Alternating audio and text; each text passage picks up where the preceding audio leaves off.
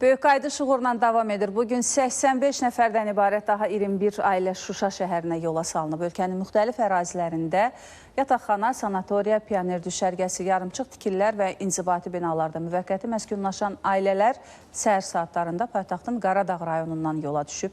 İndiyədək Şuşa şəhərində 491 nəfərdən ibarət 126 ailənin daimi məskunlaşması təmin edilib. 3 uşaq bir mən gəlmişdim. İndi 3 ailə bir də mən qayıdıram. Hərəsinin də 3 uşağı var. Heç kəs inanmazdı ki, Şuşa kimi qala alınar. Yəni onu ağlımıza gəlməzdi. Allah şəhidlərimizə rəhmət eləsin. Dönə-dönə qazilərimizə Allah can sağlığı versin.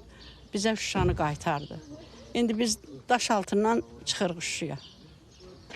O bizə böyük fəxridir. Allah şəhidlərimizə rəhmət eləsin, qazilərimizə can sağlığı versin.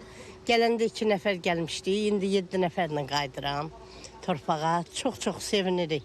Sevincimizin hüququ yoxdur.